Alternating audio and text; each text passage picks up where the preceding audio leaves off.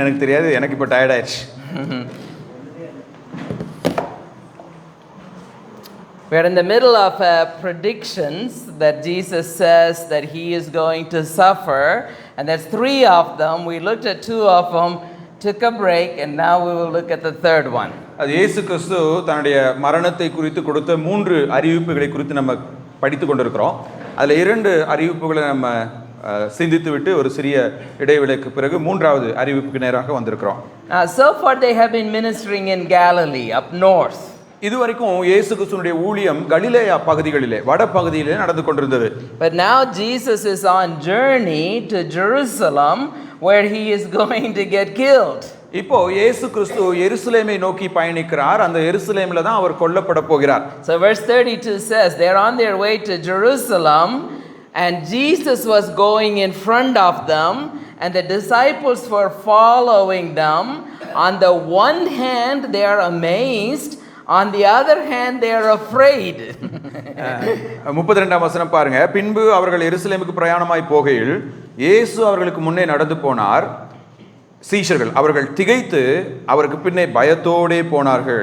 Right, they know the good thing is Jerusalem is beautiful and that's where you're supposed to go and celebrate Passover, lots of festivals, lots of fun, but also that's where they're going to be killed possibly along with Jesus.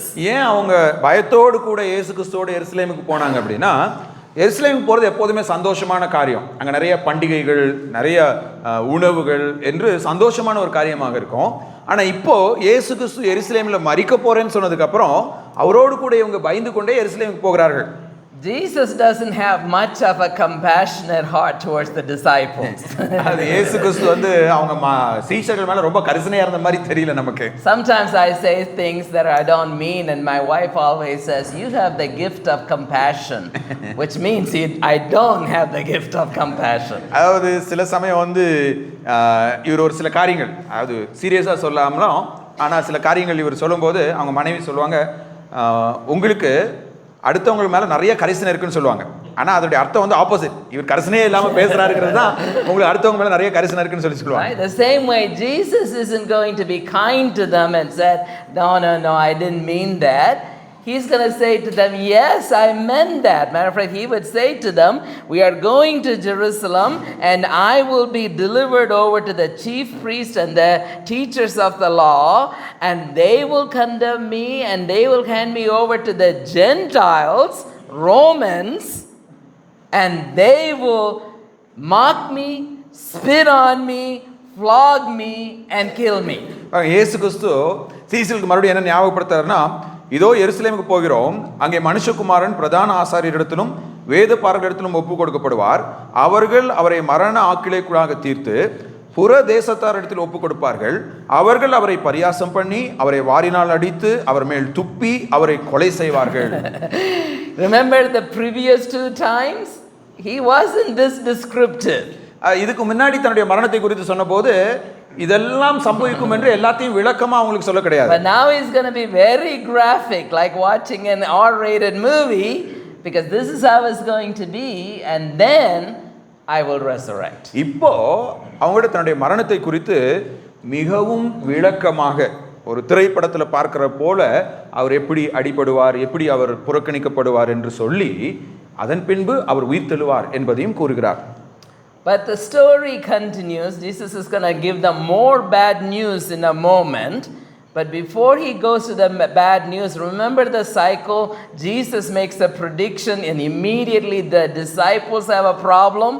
And here once again, 2 brothers have once again a problem. இப்போ இயேசு கிறிஸ்து எப்பெல்லாம் தன்னுடைய மரணத்தை குறித்து அறிவிக்கிறாரோ அவர் அறிவித்து முடித்த உடனே சீஷர்கள் ஒரு பிரச்சனையோடு அவர்கிட்ட என்ன பண்ணுவாங்க, வருவாங்க. இங்க 2 சீஷர்கள் ஒரு பிரச்சனையோட இயேசு கிறிஸ்துட்ட வராங்க. John and James says, Jesus, it's nice that we will be in heaven, but permit that one of us sits on your right and one of you sits on your left. இப்போ யோவான் யாக்கோபு மெதுவா இயேசு கிறிஸ்துட்ட வந்து நம்ம எருசலேமுக்கு போறதெல்லாம் நீங்க விட்டுருங்க, ராஜ்யத்துக்கு போன உடனே தேவனுடைய ராஜ்யத்தை நீங்க ஸ்தாபிக்கும் போது ஒருத்தர் வலது பக்கத்துலயும் ஒருத்தர் இடது பக்கத்துலயும் உட்காரணும் அப்படின்னு சொல்லி கேக்குறாங்க. Right?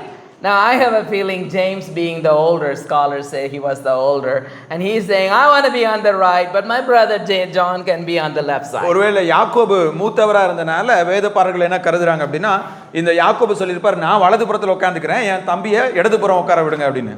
And then Jesus asked a very important question. இயேசு அவங்கள பார்த்து ஒரு முக்கியமான கேள்வி He கேட்கிறார். says, you don't know what you're asking.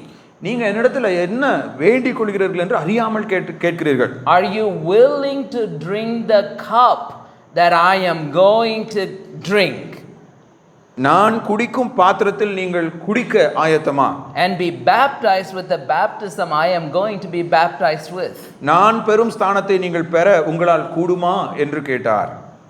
Now they have no clue what he said. அதாவது இயேசு கிறிஸ்து இப்ப என்ன கேள்வி கேட்கிறாருன்னு அவங்களுக்கு புரியல. Right? Because if they knew what Jesus said, they would say, oh no, we are not willing at all. ஒருவேளை இயேசு கிறிஸ்து வந்து கேட்கிறது என்னன்னு சொல்லி தெரிஞ்சிருந்தா ஐயோ எங்களால முடியாதுன்னு அவங்க சொல்லிருப்பாங்க. Because what Jesus is talking about is going and dying. இயேசு கிறிஸ்து தன்னுடைய மரணத்தை குறித்து பேசிக் கொண்டிருக்கிறார். He says, are you willing to die?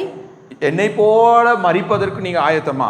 Are you willing to be buried and resurrected like I am being baptized and resurrected? நானும் ஒரு ஸ்தானத்தை பெற்று மரித்து அடக்கம் பண்ணப்பட்டு உயிர்த்தெழுவதைப் போல நீங்களும் மரித்து அடக்கம் பண்ணப்பட்டு உயிர்த்தெழ ஆயத்தமா என்று கேட்கிறார். Without understanding that, they say, yes, we will. அவர் என்ன சொல்றாருன்னே புரியல. இவங்க என்ன சொல்றாங்க, எங்களால் கூடும் அப்படின்னு சொல்லி சொல்றாங்க. Oh my gosh, that's not the right answer to say to Jesus. இயேசு கிறிஸ்து கிட்ட சொல்ல வேண்டிய பதிலே அது கிடையாது. He says, yes, you will. இயேசு கிறிஸ்து சொன்னாரு, கட்டாயமா உங்களுக்கு அது நடக்கும். You will drink the cup I will drink, and you will be baptized with the baptism that I will be baptized with. நான் குடிக்கும் பாத்திரத்தில் நீங்கள் குடிப்பீர்கள், நான் பெறும் ஸ்தானத்தையும் நீங்கள் பெறுவீர்கள் என்று சொல்றாரு. History tells us one of the guys that wanted to sit on the right side was the very first martyr in Acts chapter 12. யாக்கோபு அவருடைய வலது பக்கத்துல உட்காரணும்னு சொல்லி என்ன பண்ணாருங்க, ஆசைப்பட்டாரு. சீஷர்களையே முதல்ல இயேசு கிறிஸ்துவுக்காக கொல்லப்பட்டவர் அவர்தான். And the one that died last is on the left side, John. இப்ப சீஷர்களே கடைசியா வந்து இடது பக்கத்துல உட்காரணும்னு நினைச்சவர் தான் கடைசியா செத்தவர். They got their wish. அவங்க விருப்பப்பட்ட மாதிரியே அந்த பாத்திரத்தை குடிச்சு ஸ்தானத்தை எடுத்துட்டாங்க. Yeah, they said we are willing. And Jesus said you will, and they did. அவங்க எங்களால் கூடும்னு சொல்லி புரியாம சொன்னாலும் இயேசு சொன்னார் அதுதான் உங்களுக்கு நடக்கும்னு சொன்னார். அதே மாதிரி உங்களுக்கு நடந்தது. But at that moment Jesus did not, as being a human at that moment, did not know which one will go first. ஒருவேளை அந்த சமயத்திலே மனிதர்களாகி அவர்களுக்கு யார் முதல்ல மரிப்பான்னு சொல்லி தெரியாம இருந்திருக்கலாம். You don't ask for Jesus anything at this moment. அதனால இப்போ நம்ம வந்து இயேசு கிறிஸ்துட்ட எதுமே ஜெபத்துல கேட்க கூடாது. Yeah, he will say yes, I will give you, but then you will regret. அவ நம்ம கேட்கறத இயேசு கிறிஸ்து கொடுத்தாரே என்றால் அதுக்கப்புறம் நம்ம ஏன்டா இதை கேட்டோங்கிற அளவுக்கு அது ஆயிரும். There are a few things in my life I should have not asked. But once I got it, I didn't want it. ஐயா அவர்கள் சொல்றார், தன்னுடைய வாழ்க்கையிலும் கூட அவர் சில காரியங்கள் ஆண்டவர்கிட்ட கேட்டிருக்க கூடாது. கேட்டாரு, ஆண்டவர் கொடுத்த உடனே இவருக்கு தோணுச்சு ஐயோ இதை ஏன்டா நம்ம கேட்டோம் அப்படின்னு. So be wise. அதனால நம்ம என்ன ஜெபிக்கிறோம் என்பதை குறித்து ஞானத்தோட நம்ம ஜெபம் பண்ணணும். Wait till what he gives, then we are not in trouble. ஒருவேளை கடவுள் கொடுக்கிற வரைக்கும் அவர் என்ன விரும்புறாரோ அதை கொடுக்கிற வரைக்கும் நம்ம காத்திருப்போமே என்றால் அதுல நம்ம வருத்தப்பட வேண்டியது எதுவுமே இருக்காது. But not only the 2 disciples are having this problem, the other 10 are now mad at John and James because they got to be on the right and the left. இப்ப 41வது வசனத்துல பாத்தீங்க அப்படின்னா யோவானுக்கு யாக்கோபுக்கு மட்டும் இந்த பிரச்சனை கிடையாது. மற்ற 10 பேரும் ஏன்னா இவங்களுக்கு இந்த 2 இடம் கிடைச்சிருச்சுன்னு சொல்லி அவங்க மேல எரிச்சல் ஆனார்கள் என்று வேதம் கூறுகிறது. They had no clue either. இப்ப யோவானு யாக்கோபு என்ன கேட்டாங்கன்னு மற்ற 10 பேருக்கும் கூட புரிய கிடையாது. If they would have understood Jesus was talking about death, they would have said, let John and James have it. We don't need to be right or left or farther from you. ஒருவேளை இயேசு கிறிஸ்து அவங்களுடைய மரணத்தை பத்தி தான் பேசினாருன்னு சொல்லி தெரிஞ்சிருந்தா, யாக்கோபும் யோவானும் கொல்லப்படுவாங்கன்னு தெரிஞ்சிருந்தா மற்ற 10 பேர் சொல்லியிருப்பானுங்க அவனுங்க சாகட்டும் எங்களுக்கு அது வேண்டாம் அப்படின்னு. No, they all wanted part of it. ஆனா இப்ப பாருங்க எல்லாருக்கும் அது வேணும்னு சொல்லி விரும்புறாங்க. And they all got a part of it. எல்லாரும் அதே போல ஒரு மரணத்தை ருசி பார்த்தார்கள். Peter died upside down. பேதுரு தலைகீழாக கொல்லப்பட்டார். Andrew died on a cross. அந்திரேயா சிலுவையில் அறையப்பட்டார் என்று வரலாறு Thomas கூறுகிறது. died in our country. தோமா இந்தியாவிலே கொல்லப்பட்டதாக வரலாறு இருக்கிறது. Either in Chennai or in Kerala. We had to figure that out when we go to heaven. அவர் கேரளால செத்தாரா தமிழ்நாட்டுல செத்தாரான்னு சொல்லி பரலோகத்துல போய் நம்ம கண்டுபிடிச்சிடலாம். Maybe he died in both places. We'll find out. Right? All of them did. But the Lord is teaching something very important in the next section, verse 42 and all. He says, the rulers of the nations, they rule over the people. They exercise authority over the people. You should not be like that. You should be servant to all, because Son of Man came not to be served, but to serve and lay down his life a ransom for many. இப்போ 42வது வசனத்திலிருந்து 45ஆம் வசனம் வரை இயேசு கிறிஸ்து சொல்றாரு, இயேசு அவர்களை கிட்ட வர செய்து புறஜாதியாருக்கு அதிகாரிகளாக எண்ணப்பட்டவர்கள் அவர்களை இருமாப்பாய் ஆளுகிறார்கள் என்றும் அவர்களில் பெரியவர்கள் அவர்கள் மேல் கடினமாய் அதிகாரம் செலுத்துகிறார்கள் என்றும் நீங்கள் அறிந்திருக்கிறீர்கள். உங்களுக்குள்ளே அப்படி இருக்கலாகாது. உங்களில் எவனாகிலும் பெரியவனாய் இருக்க விரும்பினால் அவன் உங்களுக்கு பணிவிடைக்காரனாய் இருக்க கடவன். உங்களில் எவனாகிலும் முதன்மையாய் இருக்க விரும்பினால் அவன் எல்லோருக்கும் ஊழியக்காரனாய் இருக்க கடவன். அப்படியே மனுஷகுமாரனும் ஊழியம் கொள்ளும்படி வராமல் ஊழியம் செய்யும்படியும் அநேகரை மீட்கும் பொருளாக தன்னுடைய ஜீவனை கொடுக்கவும் வந்தார் என்றார். Sometimes the theologians get tripped by one of the statements here, and that statement is he gave his life a ransom for many. ஒருவேளை இந்த இடத்துல மனுஷகுமாரன் அநேகரை மீட்கும் பொருளாக தன்னுடைய ஜீவனை கொடுக்க வந்தார் என்ற வசனத்தை கேட்ட உடனே பலர் தங்களுடைய இறையிலே தடுமாறி விடுகிறார்கள். They say, oh, he's not for all people, he's for some people, he's for elect people and all of that. That's not what Jesus is doing. ஒருவேளை இந்த இடத்துல இதை வைத்து ஒரு இறையல் கூற்று நம்ம சிந்திக்கலாம். அதாவது அவர் ஒரு சிலருக்கு மட்டும்தான் மரித்தாரு, இல்லை அவர் தெரிந்து கொள்ளப்பட்டவர்களுக்கு மட்டும்தான் மரித்தாரு, அவர் எல்லாருக்கும் மரிக்கல அப்படிங்கிற ஒரு இறையிலை நாம் உருவாக்கலாம். ஆனால் இயேசு கிறிஸ்து இந்த குறிப்பிட்ட இடத்திலே அந்த அர்த்தத்தோடு இந்த வசனத்தை பயன்படுத்தவில்லை. He is teaching the disciples, they are apostles of Jesus, and what they are supposed to imitate is imitate his servitude to the point of sacrificing their life for people.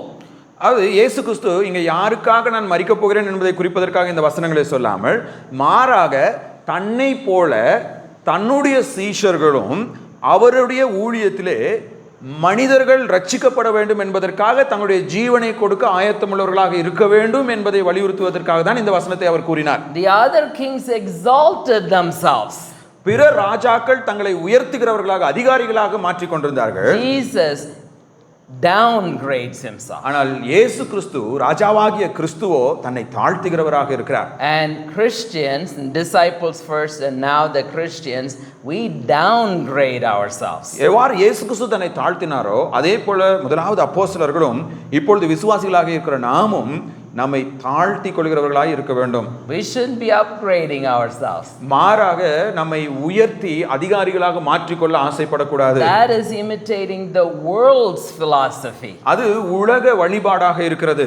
The further we go up, Pharisees follow this. Remember, they like to sit in privileged places at the wedding halls and have long robe and pray long prayer and people to call them rabbi, rabbi, rabbi. That's the way the world philosophy is. You are climbing the corporate ladder. இந்த உலகம் என்ன சொல்லுதுன்னா, நீ என்ன பண்ணணும், உயர ஏறிக்கிட்டே இருக்கணும், ஒருத்தர் மேலே ஏறிக்கிட்டே இருக்கணும். பரிசேயர்கள் அப்படிப்பட்டவர்கள் தான் இருந்தாங்க.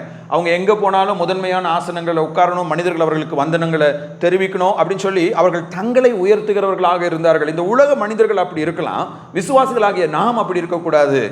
You're supposed to go down, down, down, down, decrease, decrease, decrease, decrease, like John the Baptist. மாறாக நாம் யோவான் ஸ்நானகனை போல தன்னைத்தானே தாழ்த்தி கொள்கிறவர்களாய் இருக்க வேண்டும். And like the Lord Jesus, be a servant to all. இயேசு கிறிஸ்துவை போல பிறருக்கு ஒரு பணிவிடைக்காரனை போல செயல்பட வேண்டும். Same as the first cycle of prediction ended with the miracle, now the third cycle ends with the miracle. இப்போ முதல் இரண்டு இயேசு கிறிஸ்துவினுடைய மரணத்தை குறித்த அறிவிப்புகளும் ஒரு அற்புதத்தோடு முடிந்தது போல இந்த பகுதியும் ஒரு அற்புதத்தோடு நிறைவு பெறுகிறது. And this miracle goes once again back to the theme of blindness. இந்த அற்புதமானது கண்கள் குருடாக்கப்பட்டதை குறித்த ஒரு அற்புதம். Right? Because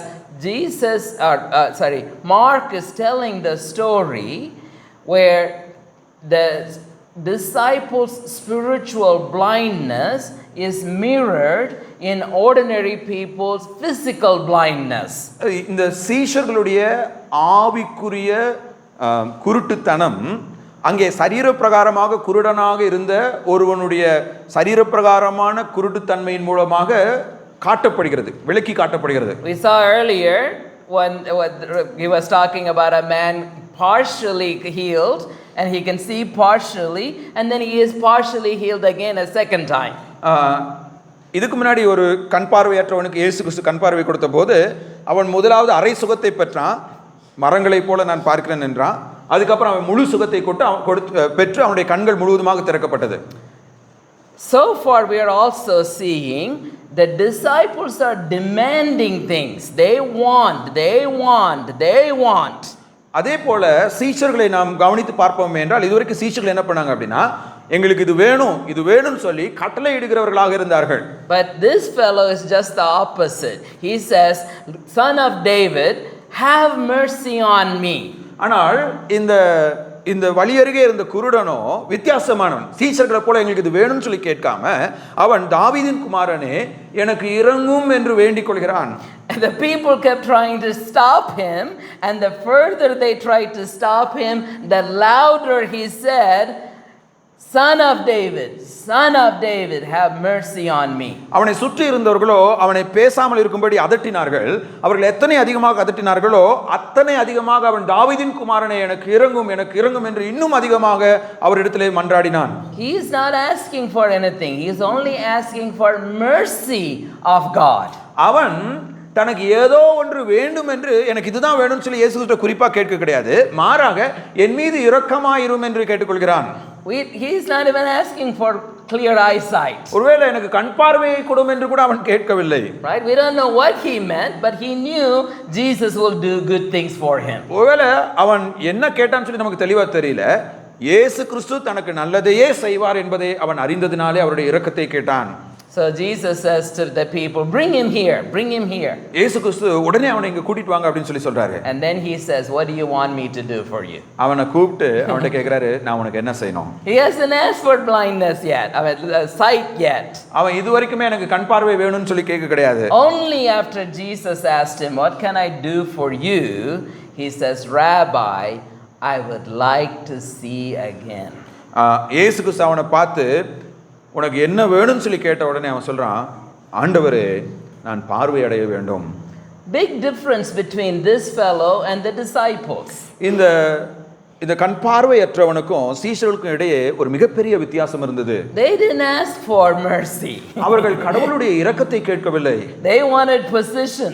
மாறாக அவர்களுக்கு பதவிகள் வேண்டும் என்று கேட்டார்கள். They didn't want to go to Jerusalem and die. அவர்கள் எருசலேமிலே போய் மரிக்க விரும்பவில்லை. They wanted to be on the right side, on the left side. மாறாக இயேசு கிறிஸ்துவின் வலது புறத்திலும் இடது புறத்திலும் உட்கார வேண்டும் என்று கேட்டார்கள். This fellow was nothing like that. ஆனால் இந்த கண் பார்வையற்றவன் அவர்களைப் போல இல்லை. He only wants God's mercy. அவனுக்கு கடவுளுடைய இரக்கம் கிடைத்தால் போதும். Eyesight is a bonus. அவனுக்கு கண் பார்வை என்பது ஒரு போனஸாக, ஒரு பரிசாக கிடைச்சது. Right? He says, only when Jesus says, what do you want? He says, I want to see. இயேசு கிறிஸ்து அவனை பார்த்து உனக்கு என்ன வேணும்னு சொல்லி கேட்டதுக்கு அப்புறம் தான் எனக்கு கண் பார்வை வேண்டும் என்று கேட்டான். And look at him, Jesus answered, your faith has healed you. இயேசு கிறிஸ்து அவனை பார்த்து கூறின வார்த்தைகள், உன் விசுவாசம் உன்னை ரட்சித்தது. And we saw that theme. The disciples had gone to the farthest end of disbelief. இந்த விசுவாசத்தை குறித்து பார்க்கும்போது சீஷர்கள் அவிசுவாசத்தின் கடைசி எல்லைக்கு போய்விட்டார்கள். When Jesus was up in the mountain in transfiguration, they could not heal a person. இயேசு கிறிஸ்து அந்த மறுரூப மலையின் மீது இருந்தபோது இவர்களால் கீழே ஒரு வியாதிப்பட்டவனை குணமாக்க முடியவில்லை.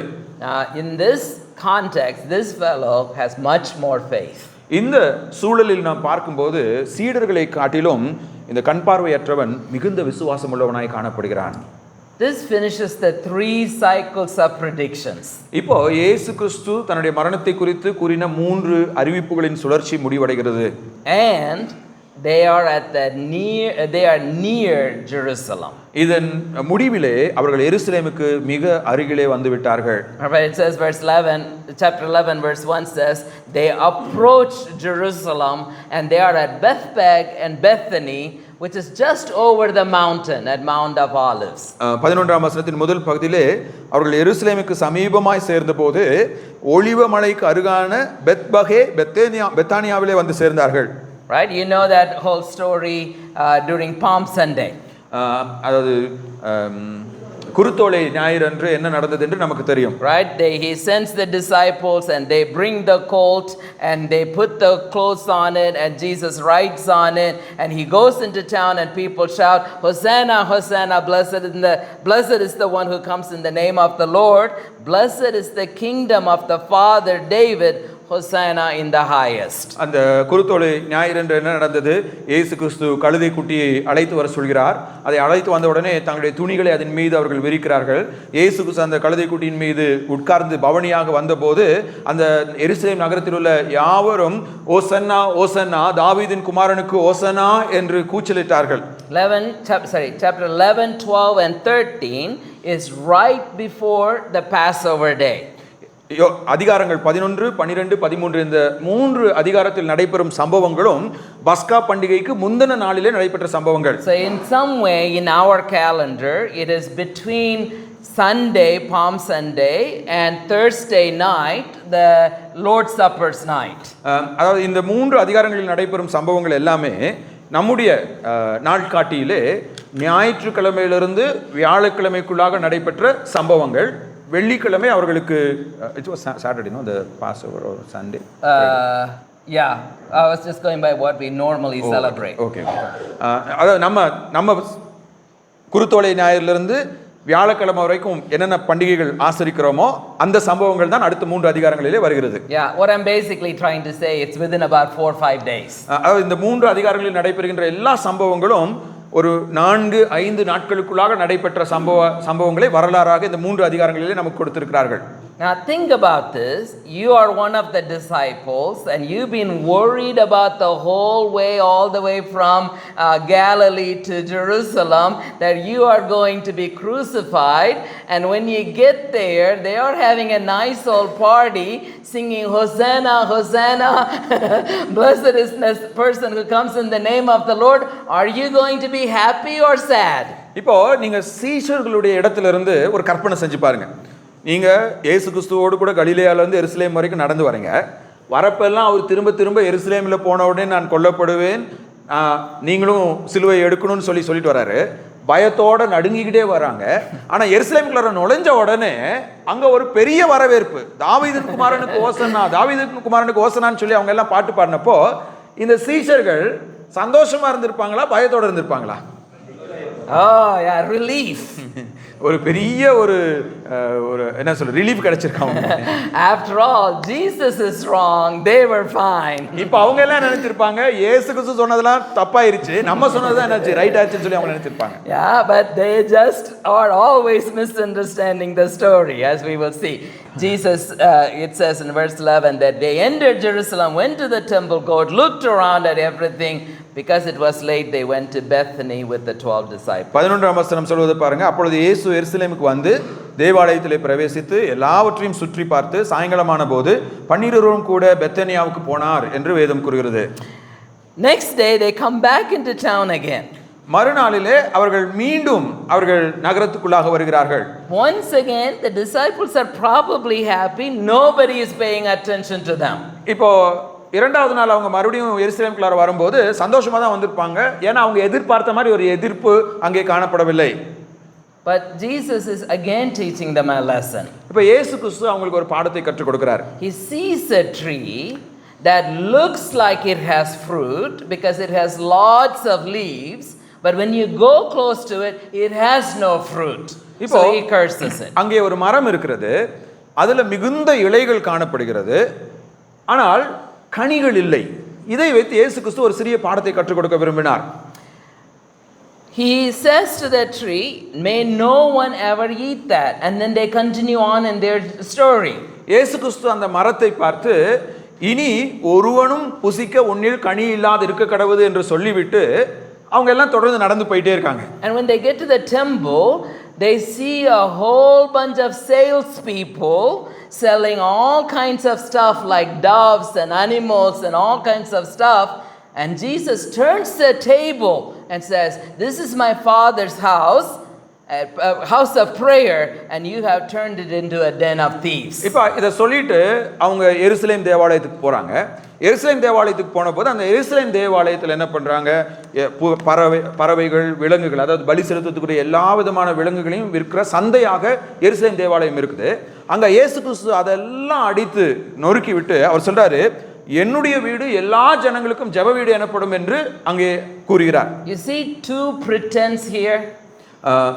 ரெண்டு ஒன்றிணைந்த காரியங்கள் இங்கே காணப்படுகிறதா? Here is a tree that looks like it has fruit but has no fruit. இங்கே ஒரு மரம் மிகுந்த இலை நிறைந்ததாக இருக்கிறது, அதிலே கனி இருக்கும் போன்று தெரிந்தாலும் அதிலே கனி இல்லை. And here's a temple that looks like people will go there to pray, but actually people are going there to buy and sell stuff. இங்கே ஒரு தேவாலயம் இருக்கிறது, அந்த தேவாலயத்திற்கு மனிதர்கள் ஜெபிக்க போவார்கள் என்று பார்த்தால் மாறாக அங்கே வியாபாரம் செய்து கொண்டிருக்கிறார்கள். Big difference in their appearance and what they are supposed to do and what they are actually doing. அதாவது இந்த இரண்டிலுமே அந்த மரம் என்ன வேலை செய்ய வேண்டுமோ, அந்த தேவாலயம் எதற்காக உருவாக்கப்பட்டதோ, இரண்டு நோக்கங்களும் நிறைவேறாமல் முற்றிலும் வேறுபட்டதாய் அவை இரண்டும் செயல்படுகிறது. Think about this. Your wife tells you go and buy some fish. ஒருவேளை உங்களுடைய மனைவி உங்களிடத்திலே கொஞ்சம் மீன் வாங்கிட்டு வாங்க அப்படின்னு சொல்றாங்க. Where do you go? நீங்க எங்க போவீங்க? Church? சபைக்கு போவீங்களா? No. இல்ல. You go to the fish market. நம்ம மீன் சந்தைக்கு போவோம். Right? And your wife and your husband sends you to go buy some vegetable. Where do you go? ஒருவேளை உங்களுடைய கணவர் மனைவியின் இடத்துல போய் கொஞ்சம் காய்கறி வாங்கிட்டு வாமா அப்படின்னா எங்க போவாங்க? Market. You don't go to temple. காய்கறி வாங்குறதுக்காக யாரும் கோயிலுக்கு போக மாட்டாங்க, காய்கறி கிடைக்கிற சந்தைக்கு போவாங்க. But when your children says to you, we're going to go and pray, where do you send them? ஆனா உங்க பிள்ளைகள் நம்ம ஆராதிக்க போலாம், ஜெபம் பண்ண போலாம் அப்படின்னா அவங்களை எங்க அனுப்புவோம்? Market or temple? சந்தைக்கு போவீங்களா இல்ல கோயிலுக்கு போவீங்களா? This temple is confused.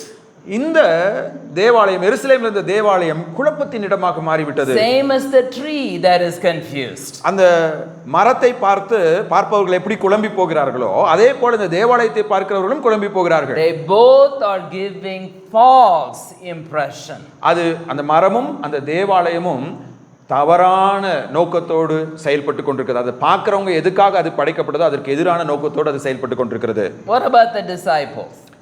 சீஷர்கள் எப்படிப்பட்டவர்களாக இருந்தார்கள்? What about the crowd?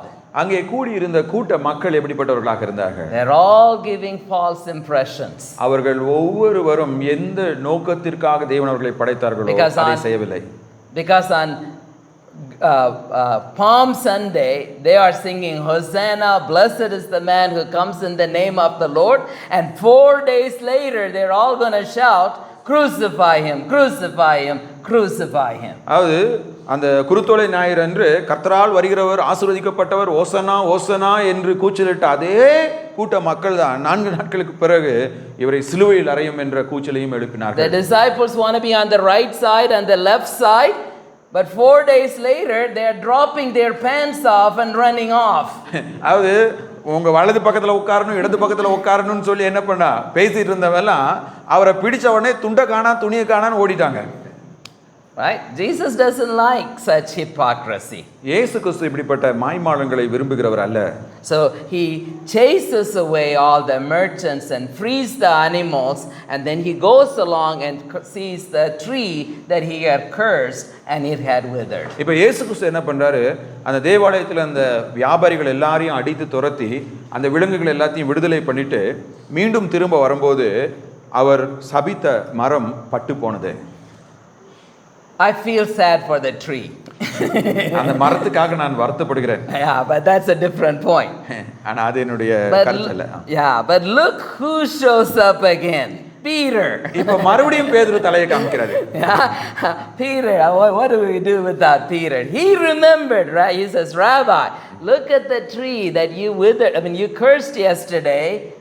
It is gone. இப்ப பேதுரு என்ன பண்றாரு? 21ஆம் வசனத்துல பேதுரு நினைவு கூர்ந்து அவரை நோக்கி, ரபி, இதோ நீர் சபித்த அத்திமரம் பட்டு போயிற்று என்றான். And then Jesus says to him, இயேசு அவங்கள பார்த்து சொல்றாரு, have faith. விசுவாசம் உள்ளவர்களாய் இருங்கள்.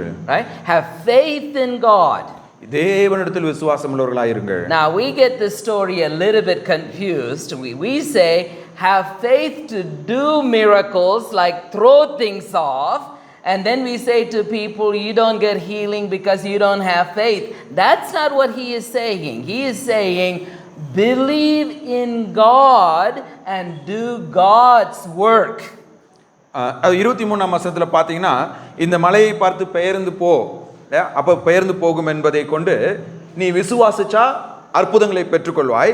ஒருவேளை உனக்கு அற்புதங்கள் நடக்கவில்லை என்றால் நீ விசுவாசிக்கவில்லை என்ற ஒரு போதனையை கொடுக்கக்கூடும். ஆனால் இயேசு கிறிஸ்து அந்த அர்த்தத்தில் இங்கே இதை பேசாமல், மாறாக நீங்கள் தேவனிடத்தில் விசுவாசம் உள்ளவர்களாக இருப்பீர்கள் என்றால் தேவனுடைய சித்தத்தின்படி அவருடைய ஊழியத்தை செய்கிறவர்களாக இருப்பீர்கள். Think about the priest in the temple. If they had faith in God, will they turn their temple into a marketplace? ஒருவேளை அந்த தேவாலயத்தில் இருந்த ஆசாரியர்கள், ஊழியர்களை பற்றி நம்ம நினைச்சு பார்ப்போம். அவங்க தேவனிடத்தில் விசுவாசம் உள்ளவர்களாக இருந்தால் அந்த தேவாலயத்தை ஒரு வியாபார மையமாக மாற்றி இருப்பார்களா? No. They would have kept it as a house of prayer. அவர்கள் அதை தேவனுடைய ஜெப வீடாக தான் வைத்திருப்பார்கள். Now the poor tree, it would have kept no leaves or kept fruit in the leaves. அந்த மரமும் தேவனுடைய நோக்கத்தை நிறைவேற்றுவதாக இருக்குமே என்றால் அதில் இலை மட்டும் இருந்திருக்காது, கனிகள் இருந்திருக்கும். Soon the disciples will not run away from Jesus, they will stand with him and go to the cross with him. இந்த சீடர்களும் விசுவாசம் உள்ளவர்களாக இருந்திருப்பார்களே என்றால் இயேசு கிறிஸ்து பிடிக்கப்பட்ட போது அவரை விட்டு ஓடி இருக்க மாட்டார்கள், மாறாக அவரோடு கூட நின்று இருப்பார்கள் சிலுவையின் அருகே. But when they have struggle, he says, ask God the Father in prayer, and when you ask him for faith, asking for belief, he will give it to you. 24ஆம் வசனத்தில் அவர் சொல்றாரு, இப்படி உங்களுடைய விசுவாசத்திலே நீங்கள் தடுமாறும் போது பிதாவினிடத்திலே நீங்கள் வேண்டிக் கொண்டால் அவர் உங்களுக்குள்ளாக விசுவாசத்தை வளர செய்வார். But there is one condition for this faith, and that condition is you need to have a pure heart, a heart of forgiveness. இங்கே இயேசு கிறிஸ்து சொல்றாரு, இந்த ஜெபத்தை நீங்கள் ஏறெடுக்கும் போது அதுக்கு ஒரே ஒரு நிபந்தனை மட்டும் இருக்கிறது. அந்த நிபந்தனை என்னவென்றால் உங்கள் இருதயம் சுத்தமாக இருக்க வேண்டும். எப்படி சுத்தமாக இருக்க வேண்டும்? பிறரை மன்னிக்கிற ஒரு இருதயமாக உங்களுடைய இருதயம் இருக்க வேண்டும். So both the stories of the withered fig tree and the temple that had become a business center talk about lack of faith. இந்த அத்தி மரத்தின் அதிசயமும் தேவாலயத்தில் நடைபெற்ற சம்பவமும் ஒரு காரியத்தை தான் நமக்கு கற்றுக் கொடுக்கிறது. அது என்னவென்றால் தேவனிடத்தில் விசுவாசமாக இருக்க வேண்டும். It is Jesus' way of telling his disciples, have faith in God. நீங்கள் தேவனிடத்தில் விசுவாசம் உள்ளவர்களாக இருங்கள் என்று தன்னுடைய சீஷர்களுக்கு இந்த இரண்டு காரியங்களின் மூலமாக தேவன் ஒரு பாடத்தை புகட்டுகிறார். Our God does amazing stuff. நம்முடைய தேவன் அதிசயமான காரியங்களை செய்கிறவர். And I love the Old Testament Psalms because of that. ஆகையினால தான் எனக்கு பழைய ஏற்பாட்டின் சங்கீத புத்தகங்கள் மிகவும் பிடிக்கும். Right? He can excuse me, he can part the sea. அவரால் சமுத்திரத்தை இரண்டாக பிரிக்க முடியும். He can drown the Egyptians. அவரால் எகிப்தியரை அதிலே மூழ்கடிக்க செய்ய முடியும். He can bring snakes in and he can remove snakes out. அவரால் பாம்புகளை சர்ப்பங்களை கொண்டு வரவும் முடியும், அந்த சர்ப்பங்களை எடுத்து போடவும் முடியும். He can feed people manna all the time. ஒவ்வொரு நாளும் மக்களுக்கு மன்னாவை அவரால் கொடுக்க முடியும். When we come to the New Testament, Jesus can walk on water. புதிய ஏற்பாட்டில் இயேசு கிறிஸ்துவால் தண்ணீரின் மீது நடக்க முடியும். He can feed 5,000 people with 5 bread. 5 அப்பங்களை கொண்டு 5000 பேருக்கு அவர் போஜனம் கொடுக்க முடியும். Calm the storm and calms the sea. காற்றையும் கடலையும் அவரால் அதட்ட முடியும். Heal the blind, raise the dead. அவரால் குருடனுக்கு கண் பார்வை கொடுக்க முடியும், மரித்தவரை உயிரோடு எழுப்ப முடியும். Is anything impossible with God? இயேசுவால் கூடாத காரியம் ஒன்று உண்டா? Can he move mountains? அவர் மலைகளை பெயர்க்க செய்ய முடியுமா? He created them to begin with. அவர்தான் அந்த மலைகளை சிருஷ்டித்தவர். If he decides to make Himalaya stand upside down, he can. ஒருவேளை ஒரு மலை தலைகளாக நிற்க வேண்டும் என்று அவர் விரும்பினாலும் அதை அவரால் செய்ய முடியும். But it all depends upon his will, and all he asks us to do is to trust him for what we need to trust him for. அதாவது எல்லாம் அவருடைய சித்தத்தின்படி தான் நடைபெறும். ஆனால் அவரை நாம் விசுவாசிக்கும்படியாக, அவருடைய சித்தத்தின்படி எல்லாம் நிறைவேறும் என்பதை விசுவாசிக்கும்படியாக அழைக்கப்பட்டிருக்கிறோம். Have you heard the phrase, don't chase a hornet's nest? Hornet's nest. Yeah, like a bee nest. Yeah. Don't go and hit a bee அது nest. தேன் கூட நீங்க என்ன பண்ணக்கூடாது, கலைக்க கூடாது அப்படின்னு சொல்லுவாங்க இல்லையா? அதை நீங்க கேள்விப்பட்டிருப்பீங்க, தேன் கூட்ட கலைக்காது அப்படின்னு. Yeah, Jesus never learned that lesson.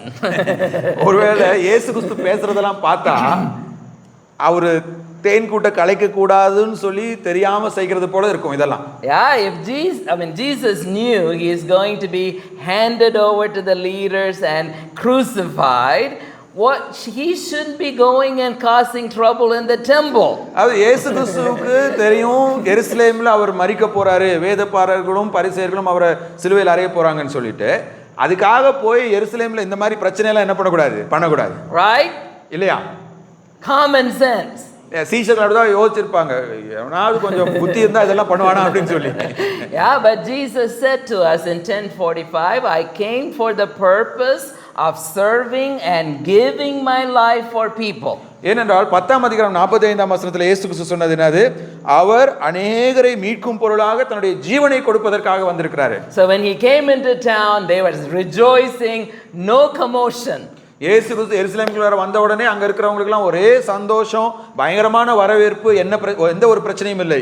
So he goes into the temple and causes trouble. இப்போ அவர் என்ன பண்றாரு, உடனே எருசலேம் தேவாலயத்துல போய் பிரச்சனையை உருவாக்குறாரு. Hits the hornet's nest. அவர் என்ன பண்றாரு, ஒரு தேன் கூட்டை கலைப்பதை போல் அங்க எருசலேம் தேவாலயத்துல பிரச்சனை பண்றாரு. So look at in verses 27 and 28, the chief priest and the teachers of the law and the elders, and they all came and said, by whose authority are you doing all these things? பாருங்க 27 28 11ஆம் அதிகாரம் 27 28ல அவர்கள் மறுபடியும் எருசலேமுக்கு வந்தார்கள். அவர் தேவாலயத்தில் உலாவிக் கொண்டிருக்கையில் பிரதான ஆசாரியரும் வேதபாரகரும் மூப்பரும் அவரிடத்தில் வந்து, நீர் எந்த அதிகாரத்தினால் இவைகளை செய்கிறீர், இவைகளை செய்கிறதற்கு அதிகாரத்தை உமக்கு கொடுத்தவர் யார் என்று கேட்டார்கள். This story starts a series of conflict between Jesus and leaders.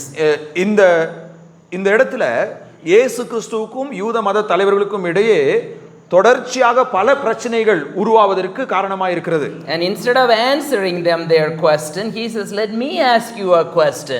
By whose authority till John gave his baptism? இப்போ இயேசு கிறிஸ்து அவங்களுடைய கேள்விக்கு பதில் சொல்லாம ஒரு பதில் கேள்வியை கேட்கிறார்.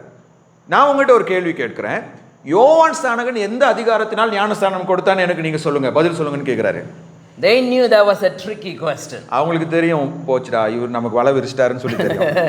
Yeah, because if they say by God's authority, he would say, why didn't you follow him? ஒருவேளை அவங்க கடவுளுடைய அதிகாரத்தினால தான் யோவான் ஞானஸ்நானம் கொடுத்தார் அப்படின்னு சொல்லி சொன்னா, நீங்க ஏன் யோவானை பின்பற்றலன்னு சொல்லி கேட்பாரு. Because John was talking about Jesus as the greater person that came after him. ஏனா யோவானை பொறுத்தவரையிலும் தன்னை விட சிறந்தவர் யாரு, இயேசு கிறிஸ்து தான். இயேசு கிறிஸ்துவை குறித்து தான் அவன் பேசினான். But if they said he got his authority from people, they knew they were in trouble. The people thought John was a prophet. இப்போ இந்த யோவானுடைய அதிகாரம் மனுஷனிடத்துல இருந்து வந்ததுன்னு சொன்னா பிரச்சனை ஆகும். ஏன் பிரச்சனை ஆகும்னா, யோவானை அங்கிருந்த மனிதர்கள் எல்லாம் ஒரு தீர்க்கதரிசியாக ஏற்றுக்கொண்டிருந்ததுனாலே இதற்கு இல்லை என்று சொன்னாலும் பிரச்சனை, ஆம் என்று சொன்னாலும் பிரச்சனை உங்களுக்கு தெரியும். So they come up with the wise answer, we don't know. உடனே அவங்க சொல்றாங்க, எங்களுக்கு தெரியாது. Now wait a minute, they knew. அவங்களுக்கு தெரியும். Right, otherwise they would have killed John the Baptist, not Herod Antipas. அதாவது யோவான் தேவனால் அனுப்பப்படவில்லை என்று அவங்களுக்கு தெரிஞ்சிருந்தா அவங்க அவனை கொண்டிருப்பாங்க, ஏரோது அவனை கொண்டிருக்க முடியாது. Right, I mean they knew Jesus is from God and yet they are trying to kill him. இப்போ இயேசு கிறிஸ்து தேவனால் அனுப்பப்பட்டவர் என்பது அவங்களுக்கு தெரியும், ஆனாலும் இயேசு கிறிஸ்து அவர்கள் கொலை செய்ய முற்படுகிறார்கள். We had to borrow one verse from another gospel, the Gospel of John. இப்போ நம்ம இந்த இடத்தை இந்த இந்த காரியத்தை புரிந்து கொள்வதற்காக யோவான்கிட்ட ஒரு வார்த்தையை நம்ம கடன் வாங்கணும். யோவானுடைய சுவிசேஷத்துல இருந்து The lead teacher of the law named Nicodemus, he comes and says to Jesus, we, not I, we know, not I know, we know you are from God, because if you weren't from God, you can't do all these miracles that you are doing. பாங்க, யோவான் 3ஆம் அதிகாரத்திலே நிக்கோதேமு என்ற அந்த யூத மத தலைவர்களில் ஒருவன் வந்து இயேசு கிறிஸ்துவிட்ட என்ன சொல்றான்? நாங்கள், நான் என்று அவன் சொல்லவில்லை, நாங்கள் என்று சொல்லும்போது அந்த யூத மத தலைவர்கள் எல்லோரையும் அவன் ஒன்றாக சேர்த்துக்கொண்டு சொல்றான், நீர் தேவனிடத்திலிருந்து வந்தவர் என்பதை நாங்கள் விசுவாசிக்கிறோம், ஏனென்றால் தேவனிடத்திலிருந்து நீர் வரவில்லை என்றால் இவைகள் எல்லாம் உம்மால் செய்ய முடியாது. They know, but they say we don't know. அவங்களுக்கு தெரியும், ஆனா தெரியாதுன்னு போய் சொல்றாங்க. So Jesus says, I'm not going to tell you where my authority comes from. அப்ப இயேசு சொல்றாரு, இந்த கேள்விக்கு உங்களுக்கு பதில் சொல்ல விருப்பம் இல்லைன்னா உங்களுடைய கேள்விக்கு பதில் சொல்றதுக்கு எனக்கு விருப்பம் இல்லை. Right? There's a verse in the Old Testament, my favorite verse. Don't answer a fool in his folly. அதாவது மூடனுக்கு அவனுடைய மதியினத்துக்கு தகுந்த பதிலை கொடுக்க கூடாது என்று பழைய ஏற்பாட்டில் ஒரு வசனம் இருக்கிறது. That's what Jesus is doing. He's not going to answer these guys. இயேசு கிறிஸ்து அவங்களுக்கு பதில் சொல்ல போறது கிடையாது, ஏன்னா அவர்கள் தங்களுடைய மூடத்தனத்திலே இருக்கிறார்கள். After asking a question, he tells them an interesting parable, and they immediately understand that Jesus is talking about them. இந்த கேள்வி அவர்கள் கேட்டதுக்கு அப்புறம் இயேசு கிறிஸ்து உடனடியாக ஒரு ஓமையை அவர்களுக்கு கூறுகிறார். அந்த ஓமையை கேள்விப்பட்ட உடனே, கேட்ட உடனே தங்களை குறித்து தான் இயேசு கிறிஸ்து பேசுறாருன்றது அவங்களுக்கு தெளிவா புரிஞ்சிருந்தது. And you know the story. A man has a vineyard and he sends servants to collect the fruit from the vineyard. One by one they beat him and chase him away. So he sends his son and they kill him. அந்த ஓமை என்னவென்று நம்மளே அநேகருக்கு தெரிந்திருக்கலாம். அதாவது ஒருவன் ஒரு திராட்சை தோட்டத்தை என்ன பண்ணா, நட்டான், அதை சிலர் கையில் ஒப்பு கொடுத்தான். ஒப்பு கொடுத்ததுக்கு அப்புறமேலு அந்த திராட்சை தோட்டம் கனி கொடுக்கும்போது தன்னுடைய வேலைக்காரர்களை அனுப்பினான், நீங்கள் போய் என்னுடைய தோட்டத்திலேருந்து கனி வாங்கிட்டு வாங்கப்பா அப்படிங்கிறப்போ அந்த தோட்டத்தை பராமரித்து கொண்டிருந்தவர்கள் என்ன பண்ணாங்க, அந்த வேலைக்காரர்கள்லாம் அடித்து கொண்டு போட்டாங்க. இப்போது அவன் தன்னுடைய சொந்த மகனையே அனுப்புகிறான். சொந்த மகனை அனுப்புனது என்னது, என்னுடைய மகன் போனால் அவங்க நிச்சயமாக கனிகளுக்கு கொடுப்பாங்கன்னு சொல்லிட்டு. ஆனால் அந்த சொந்த மகனையும் அவர்கள் கொன்று போட்டார்கள். The chief priest and the leaders, they're all very smart people. பாருங்க, இங்க இருந்த பிரதான ஆசாரியனும் சரி யூத மத தலைவர்களும் சரி அதிபுத்திசாலிகள் அவர்கள். They knew Jesus is talking about them. அவங்களுக்கு தெரியும் இயேசு கிறிஸ்து இந்த ஓமையில தங்களை தான் அவர் சுட்டி காண்பிக்கிறார் என்பது. God is the Lord. கடவுள் தான், பிதா தான் தேவன், the master of the land. இல்லைன்னா இந்த ஓமையின்படி பிதாவானவர் தான் அந்த திராட்சை தோட்டத்துக்கு சொந்தக்காரர். And he sent several prophets one by one and they beat them all. பிதாவானவர் என்ன பண்றாரு, பல தீர்க்கதரிசிகளை இந்த யூத மக்களுக்கு அனுப்புறாரு. அந்த தீர்க்கதரிசிகளை எல்லாம் அவங்க அடித்து போடுகிறார்கள். And finally he sends his own son. இறுதியாக அவர் தன்னுடைய சொந்த குமாரனையே அனுப்புகிறார். They are going to beat him and kill him. அவர்கள் அந்த சொந்த குமாரனை அடித்து கொலை செய்ய போகிறார்கள். They understood very clearly. Verse 12 says, then the chief priests, the teachers of the law and the elders took way to arrest him because they knew the parable was about them. 12ஆம் அதிகாரம் 12ஆம் வசனத்திலே இந்த ஓமையை தங்களை குறித்து சொன்னார் என்று அவர்கள் அறிந்து அவரை பிடிக்க வகை தேடினார்கள். Just as he predicted, they are planning to arrest him and beat him. பாருங்க, இயேசு கிறிஸ்து சீஷர்களிட்ட சொன்னது போலவே இந்த வேதபாரகர்களும் யூத மத தலைவர்களும் அவரை பிடிக்க, அவரை கொலை செய்ய திட்டமிடுகிறார்கள். But they have one problem. ஆனா அவங்களுக்கு ஒரு பிரச்சனை இருந்தது. The crowd likes Jesus. ஆனா அந்த எருசலேம் நகரத்தில் இருந்த மக்களோ இயேசு கிறிஸ்து செய்தவைகளை நேசித்தார்கள். So they can't do it in front of the crowd. ஆகையால மக்கள் கூட்டத்துக்கு முன்னாக இயேசு கிறிஸ்துவை கைது செய்ய முடியாது. The crowd will turn against them. மக்களுக்கு முன்னாடி இயேசு கிறிஸ்துவை கைது செஞ்சா மக்கள் எல்லாம் அதிகாரிகளுக்கு எதிராக புரட்சி செய்வார்கள். They say about 1 million people would have been in Jerusalem at that time. ஏனென்றால் அந்த நாளிலே எருசலேமிலே ஏறக்குறைய 10 லட்சம் மக்கள் இருந்திருக்க கூடும். at least 20,000 would have eaten the bread that he made. இயேசு கிறிஸ்துவினுடைய அற்புதத்தின் மூலமாக 20,000 பேராவது அவருடைய உணவு என்ன பண்ணிருப்பாங்க, சாப்பிட்டிருப்பாங்க. At least 20 would have been healed by him. ஒருவேளை 20 பேராவது அற்புதங்களை பெற்றுக்கொண்டவங்க இருந்திருப்பாங்க. At least 20 would have had the demons chased out of them. ஒருவேளை 20 பேராவது தங்களுக்குள்ளாக இருந்த அசுத்த ஆவிகள் துரத்தப்பட்டவர்கள் அங்கே இருந்திருக்கலாம். And the two disciples would have told everyone about all the miracles on the ocean. இயேசு கிறிஸ்து அந்த சமுத்திரத்திலே செய்த எல்லா அற்புதங்களையும் சீஷர்கள் அவங்களுடைய நண்பர்கள்ட்ட சொல்லியிருப்பாங்க. At least 10 people would have raised from the dead, including Lazarus and the little girl. ஒருவேளை லாசரு எபிரூனுடைய பிள்ளை என்று நம்ம பார்க்கும்போது ஒரு 10 பேரையாவது இயேசு கிறிஸ்து உயிரோடு எழுப்பியிருக்கலாம். And they will start whispering to the other people, I don't think Jesus ever did anything bad. He actually did good things to me. இப்படி இந்த அற்புதங்களை பெற்றவர்கள் என்ன பண்ணியிருப்பாங்க, பொது வெளியில் இயேசு கிறிஸ்துவை கைது செய்திருந்தால் இவர் கைது செய்யப்படுவதற்கு பாத்திரவான் அல்ல, நாங்கள் அவருடைய அற்புதங்களை பெற்றுக்கொண்டோம் என்று எல்லாரிடத்திலும் அறிவித்திருப்பார்கள். These days we see so many mobs all over the world. இன்னைக்கு நம்ம இந்த உலகத்துல பார்த்தோம்னா நிறைய புரட்சிகள், மக்கள் கூட்டம் கூட்டமா சேர்ந்து புரட்சி செய்வதை பல இடங்களில் நம்ம பார்க்க முடிகிறது. All kinds of trouble and all kinds of governments are afraid of the mobs. பாருங்களேன், பொதுவா அரசாங்கங்கள் இப்படிப்பட்ட புரட்சிகள் மக்கள் கூட்டத்தை பார்த்து பயப்படுகிறதாக இருக்கிறது. American election is right now based basically on what the protesters are saying. இன்னைக்கு பார்த்தீங்கன்னா அமெரிக்கா தேர்தல் நடைபெற்று கொண்டிருக்குது. அந்த தேர்தலையே இப்படிப்பட்ட அந்த புரட்சி செய்கிற மக்கள் கூட்டம் தான் என்ன பண்றாங்க, கண்ட்ரோல் பண்ணிட்டு இருக்காங்க. These leaders are similarly very wise. They know if they would capture Jesus for religious reasons, the whole crowd will be against them and in support of Jesus. இந்த தலைவர்கள், யூத மத தலைவர்களுக்கு ஒரு காரியம் நல்லா தெரிஞ்சிருந்தது. என்ன அப்படின்னா, மத சம்பந்தப்பட்ட காரியத்துக்காக இவரை நம்ம கைது செய்வோம் என்றால் இந்த கூட்டம் எல்லாம் அவரோடு கூட சேர்ந்து கொண்டு நம்மை எதிர்க்கும் என்பதை அவர்கள் நன்றாய் அறிந்திருந்தார்கள். So they come up with plan B. ஆகையால் அவங்க என்ன பண்றாங்க, இரண்டாவதா வேற ஒரு திட்டம், இவரை எப்படி பிடிக்கலாம்னு சொல்லி திட்டம் தீட்டுகிறார்கள். Let's trap him in the political view. அவரை என்ன பண்ணலாம் அப்படின்னா அரசியல் ரீதியா மாட்டி விட முடியுமா, கைது செய்ய முடியுமான்னு சொல்லி ஒரு சூழ்ச்சியை செய்கிறார்கள். Because if they can capture him in the political view, Rome will side with him and Rome will kill him. இப்போ இவங்க என்ன நினைக்கிறாங்க, அரசியல் சம்பந்தப்பட்ட ஒரு குற்றவாளியா இவரை நம்ம மாத்திட்டோம்னா ரோமர்கள் இவர் என்ன பண்ணிடுவாங்க, பிடிச்சு இவரை வந்து சிறையில் வைப்பாங்களோ கொன்றுவாங்களோ, அப்போ அந்த ரோமர்கள்ட்ட இவரை எப்படி காட்டி கொடுக்கலாம் என்று ஒரு திட்டம் தீட்டுகிறார்கள். And they are trying to, you have a word in America called, they are trying to butter him up by saying we know that you are a man of integrity and you are not swayed by anyone. You pay no attention to people. You teach the way of the Lord. Wait a minute. I thought that's what you're all upset about, that he is a bad guy.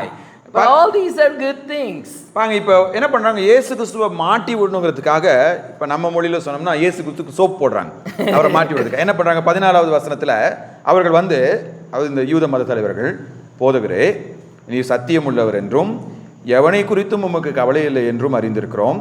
நீர் முகதாட்சண்யம் இல்லாதவராய் தேவனுடைய மார்க்கத்தை சத்தியமாய் போதிக்கிறீர். இப்போ பாருங்க, இந்த காரியங்களுக்காக தான் இயேசு கிறிஸ்துவின் மேல அவங்க என்ன பண்றாங்க, குற்றம் சுமத்திட்டு இருக்காங்க. ஆனா இப்ப இயேசு கிறிஸ்துட்ட வந்து இதெல்லாம் ரொம்ப சிறந்ததா செய்யற மாதிரி நைஸா பேச ஆரம்பிக்கிறாங்க. Very tricky people. மிகவும் சூழ்ச்சி நிறைந்தவர்கள். Because they have a trick coming up and they say to him, is it right to pay taxes to Caesar? இப்படி எல்லாம் அவரை சோப் போட்டுட்டு அவரை சிக்கல்ல மாட்டி விடுறதுக்கு ஒரு கேள்வி கேட்கிறாங்க, ராயனுக்கு வரி கொடுக்கலாமா கொடுக்க கூடாதா? Imagine Jesus said, don't pay taxes to Caesar. ராயனுக்கு வரி கொடுக்க வேணாம்னு இயேசு கிறிஸ்து சொல்லியிருப்பாரு என்றால், they will go and tell Pilate, there is a guy named Jesus who is saying to all the people, don't pay taxes to Caesar. அவங்க உடனடியா பிலாத்து கிட்ட போய் கம்ப்ளைண்ட் பண்ணிருப்பாங்க. என்ன கம்ப்ளைண்ட் பண்ணிருப்பாங்க, இங்க இயேசுன்னு ஒருத்தர் இருக்கிறாரு, அவர் என்ன பண்றாரு, எங்க மக்கள் எல்லாம் வரி கொடுக்க வேணாம்னு சொல்லி என்ன பண்றாரு, தவறா வழி நடத்துறாருன்னு சொல்லி பிலாத்து கிட்ட கம்ப்ளைண்ட் பண்ணிருப்பாங்க. There is one thing Rome does not like, and that is people refusing to pay taxes. Rome அதிகாரிகளுக்கு பிடிக்காத ஒரு விஷயம் என்ன அப்படின்னா, எவனாவது வரி செலுத்த மாட்டேன்னு சொன்னானா அது பிடிக்காதவங்க. That is becoming normal all over the world. இப்ப பாத்தீங்கன்னா இந்த உலகத்துல இருக்கிற எல்லா அரசியல்வாதிகளுக்கும் அதான் பிரச்சனையா மாறுது. Yeah, I used to be India was a little bit nice, but not anymore.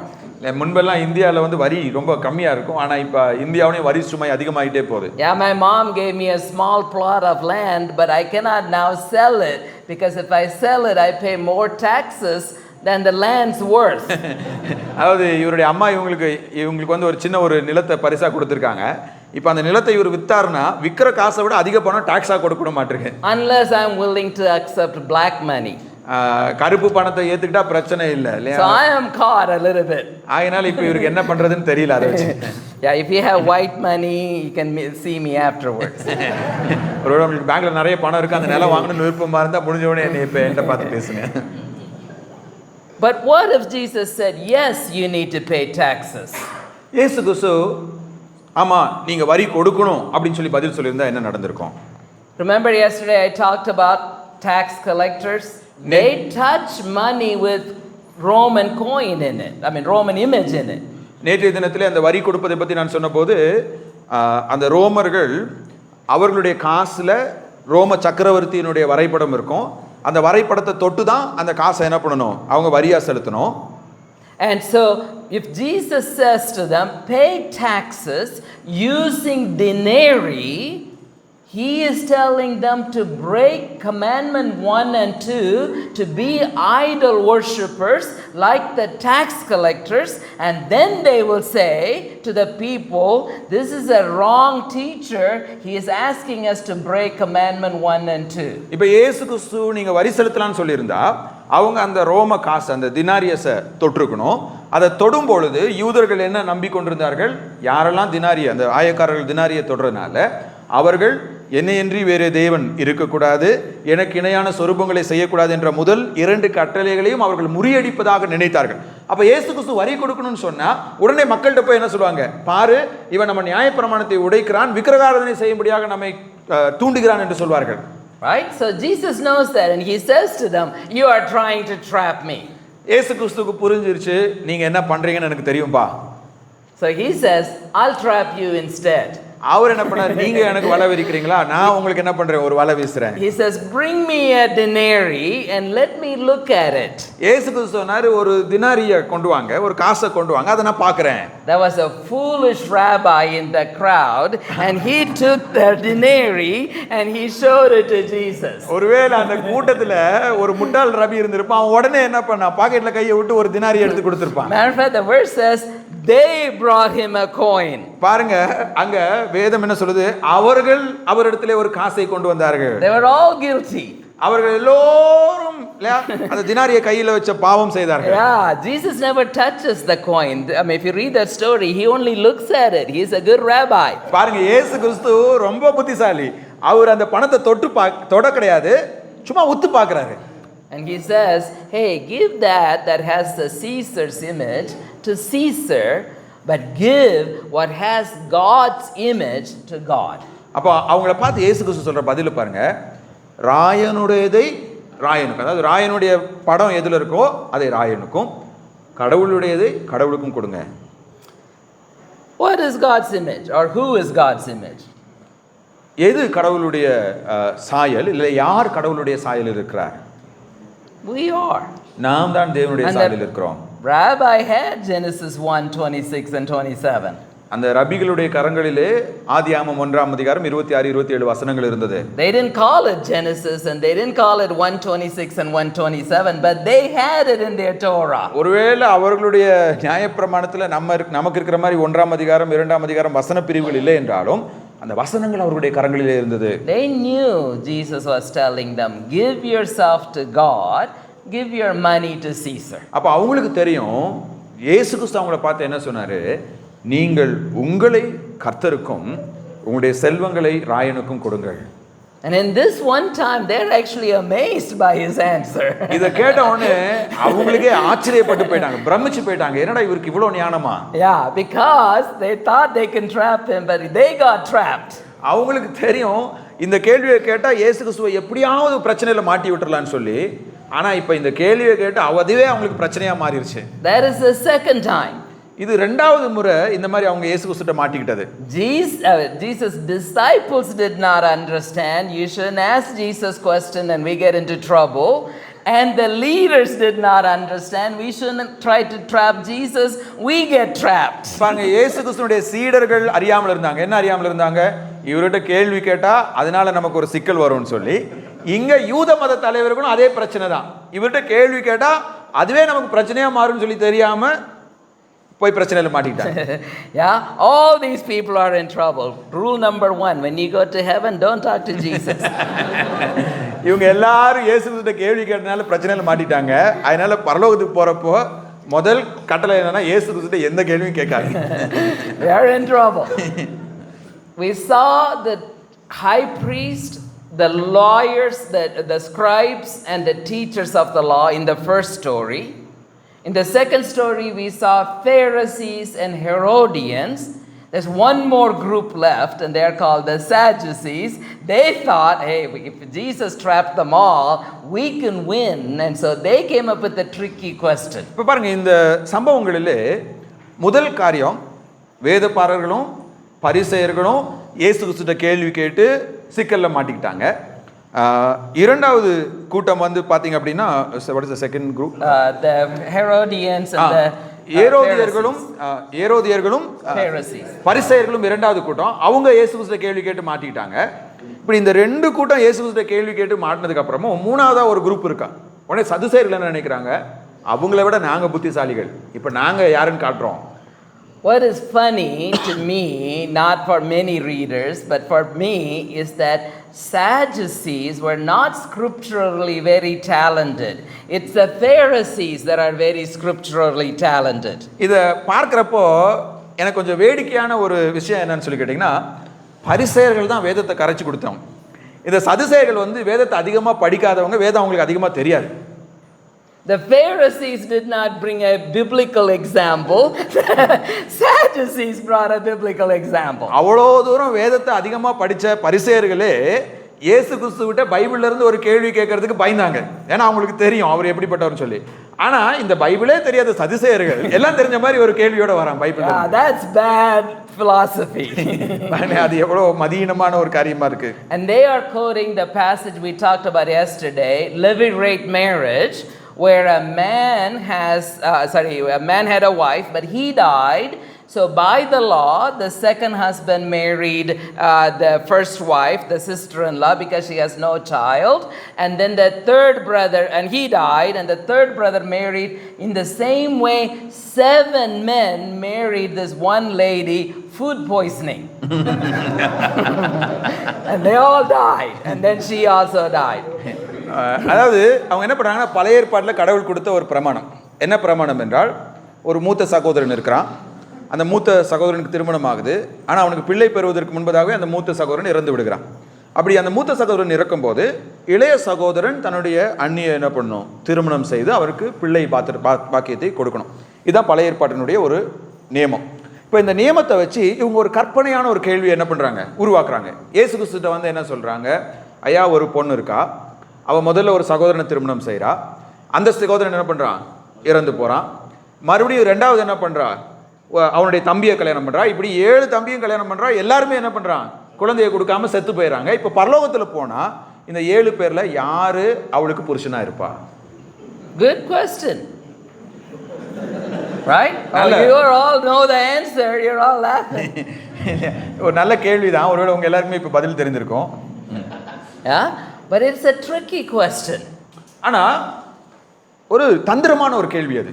If Jesus said she belongs to the first husband, they would say Jesus is just like John the Baptist, who said Herodias belongs to Philip, not Herod Antipas. இப்போ இயேசு கிறிஸ்து ஒருவேளை அந்த முதல் சகோதரன் தான் அவருடைய புருஷனா இருப்பான்னு சொல்லியிருந்தா இவங்க என்ன பண்ணுவாங்க? இயேசு கிறிஸ்து யோவான் ஸ்நானகனை போல ஏரோதியாளை அந்திப்பா மணந்தது தவறு என்று சொல்கிறார் என்று ஒரு சூழ்ச்சியான ஒரு கேள்வி அவர்கள் கேட்கிறார்கள். That would be political suicide. இப்போ இயேசு கிறிஸ்து இந்த பதில சொல்வாருன்னா அந்திப்பாவை பிடிச்சு அவர் தலையை வெட்டிடுவாங்க. Yeah, so Jesus cannot say she belongs to the first man. அதனால இயேசு கிறிஸ்துவுக்கு தெரியும் அவள் முதல் சகோதரனுடைய மனைவியாய் இருப்பாள் என்பது ஒரு தந்திரமான கேள்விக்கு பதில் கொடுப்பதாக இருக்கும் என்று தெரியும். Jesus cannot say she belongs to the second, third, fourth, fifth, the sixth and seventh, because then they would say he is going against John the Baptist, and John the Baptist is a good prophet, Jesus is a false prophet. இப்ப இயேசு கிறிஸ்து வந்து அவங்களுக்கு இல்ல அவங்க எல்லாருக்குமே அவ மனைவியா இருப்பா அப்படின்னு சொன்னா யோவான் ஸ்நானகனுக்கு எதிராக இவர் பேசதா சொல்லிடுவாங்க. அப்ப யோவான் ஸ்நானகனுக்கு எதிராக பேசும் பொழுது இவர் ஒரு மத சம்பந்தப்பட்ட குற்றவாளியா என்ன பண்ணிரலாம், இவரை மாத்திரலாம். That is a trick question. இதுதான் அந்த கேள்விக்கு பின்னாடி இருந்த ஒரு சூழ்ச்சி. But a very smart, biblically based trick question from Sadducees who did not believe in the Bible. பாருங்க, வேதத்தையே அதிகமா நம்பாத சதுசேயர்கள் வேதத்திலிருந்து ஒரு அதி புத்திசாலித்தனமான ஒரு கேள்வியை இயேசு கிறிஸ்துவிட்ட கேட்டிருக்காங்க. Here is a moral lesson. இதுல இருந்து நம்ம கற்றுக்கொள்ளக்கூடிய ஒரு பாடம்.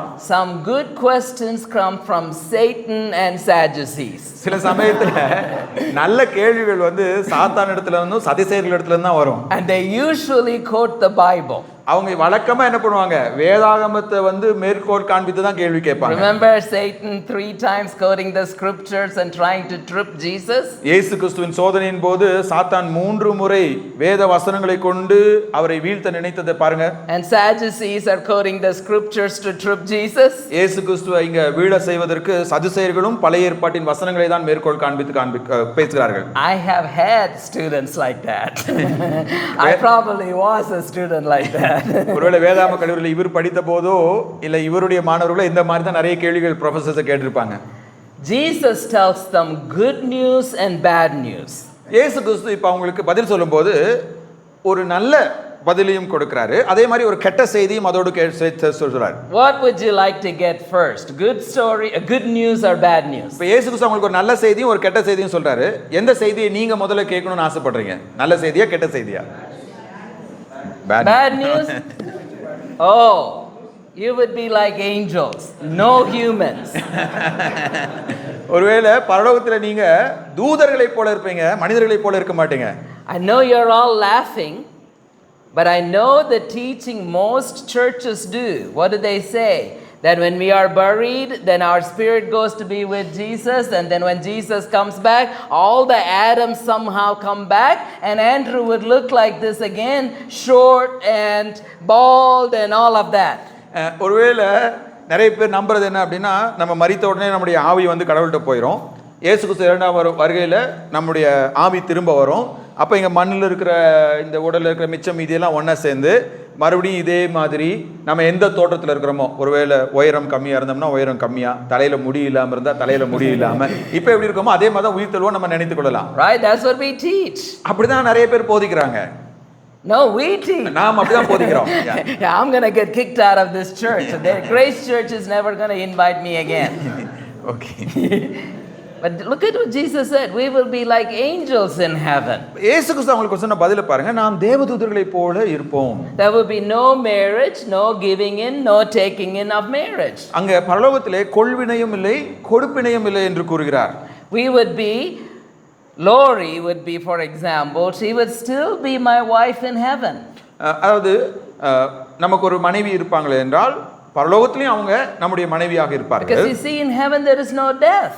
ஏனென்றால் பரலோகத்திலே மரணம் இல்லை. If there is no death, then there is no second wife or second husband. ஒருவேளை பரலோகத்தில் மரணம் இல்லாததுனால அங்கே இரண்டாவது வேற ஒரு கணவனையோ வேற ஒரு மனைவியோ நம்ம மணப்பதற்கு வாய்ப்பில்லை. That's the bad news, because we are stuck with our wives or our husbands for eternity as angels. ஆமா, கெட்ட செய்தி என்னன்னா இங்க மட்டும் இவங்களோட குப்பை கொட்டுறது இல்லாம பரலோகத்துல போய் அவங்களோட தான் நம்ம குப்பை கொட்டி ஆகணும். That's the bad news.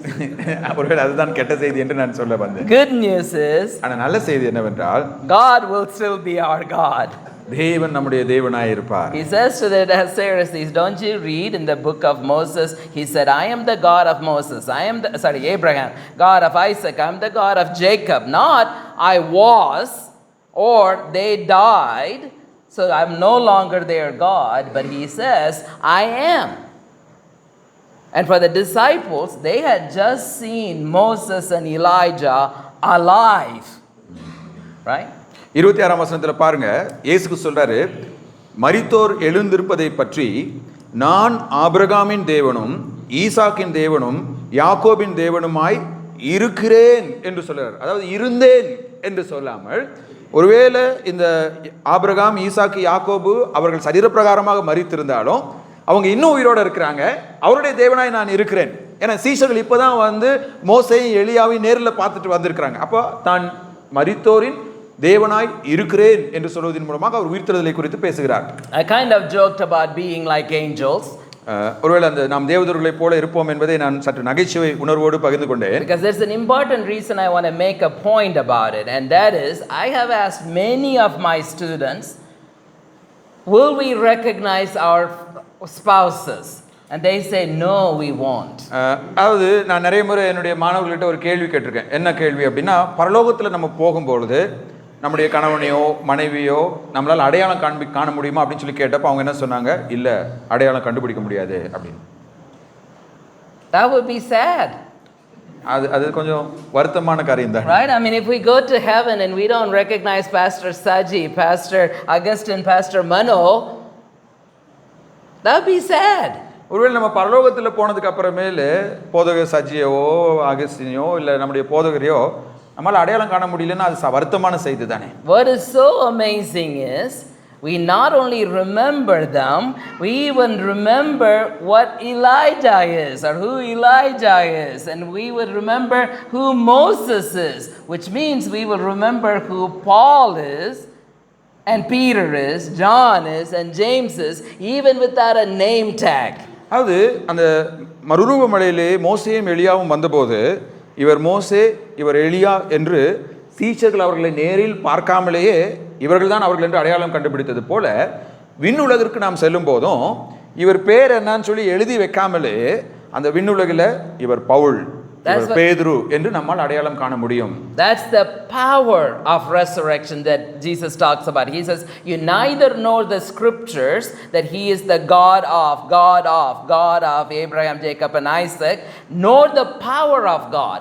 The power of God is that we would be resurrected and able to recognize people. அதாவது இயேசு கிறிஸ்து இங்க அவங்ககிட்ட என்ன சொல்றாரு அப்படின்னா, நீங்கள் உயிர்த்தெழுதலின் வல்லமையை அறியாமல் இருக்கிறீர்கள். அது தேவன் அவர்களின் தேவனாய் இருப்பார் உயிர்த்தெழுதல்ல. முதலாவது அந்த காரியம். இரண்டாவது, உயிர்த்தெழுதலின் வல்லமை என்னவென்றால், நாம் உயிர்த்தெழுந்த நபர்கள் விண்ணுலகில் இருக்கிறவர்கள் யார் என்பதையும் தெளிவாக அறியக்கூடிய அறிவுடையவர்களாய் ஞானமுடையவர்களாய் இருப்போம்.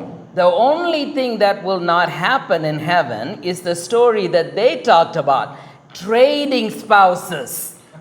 பரலோகத்தில் என்ன நடக்காது அப்படின்னா, அங்க போய் மனைவியோ கணவனையோ மாத்தி கொள்ற காரியம் மட்டும் தான் என்ன பண்ணாது, நடக்காது. Yeah, so if you were thinking you can have Lori sometime in future in heaven, you are not getting her. I'm stuck with her. இல்லையா? அதாவது பரலோகத்தில் போய் இவருடைய மனைவியை பிடிச்சிடலான்னு சொல்லி நினைச்சிட்டு இருந்தீங்கன்னா அதெல்லாம் அங்க நடக்காது. Oh Lord. So now we had the high priest, the lawyers, the teachers, they all tried to trap him and failed. Herodians and Pharisees tried to trap and fail. And Sadducees tried to trap and fail. So one special lawyer comes and he thinks he can trap Jesus.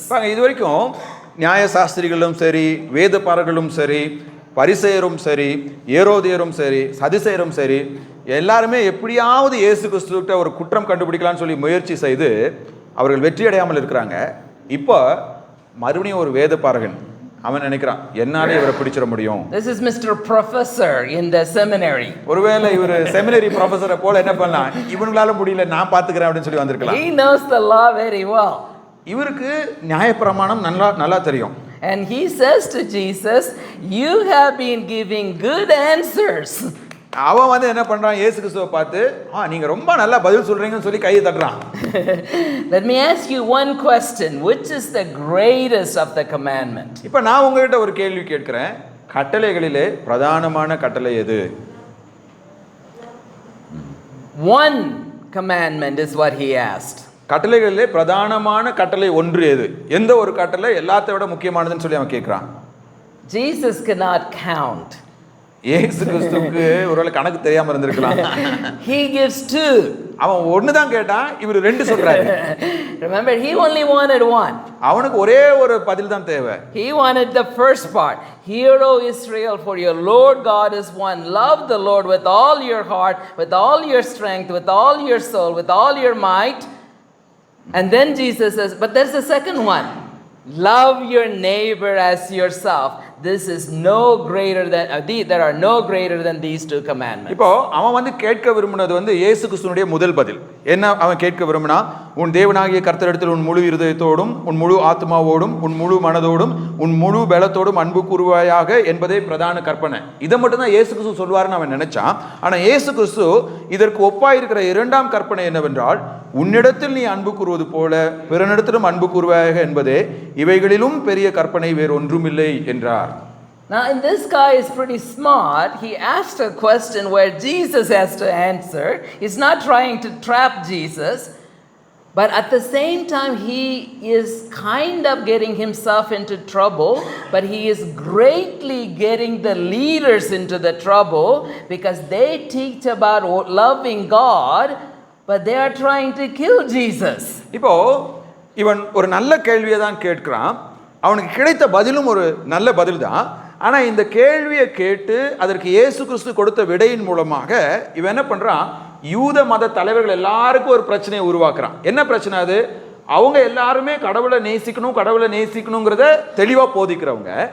ஆனால் அதே சமயம் அவர்கள் இயேசு கிறிஸ்துவை கொலை செய்ய வேண்டும் என்று முயற்சி செய்கிறவர்கள். So it's a bit hard to know if this guy is working for Jesus or working for the opposite party. இப்போ இவன் கேட்ட கேள்வியின் மூலமா இவன் வந்து இயேசு கிறிஸ்துக்கு உதவி செய்யணும்னு நினைச்சானா இல்ல இவனுடைய வேதப்பாரர் கூட்டத்துக்கு உதவி செய்ய நினைச்சானான்னு சொல்லி நம்மளால புரிந்து கொள்ள முடியாது.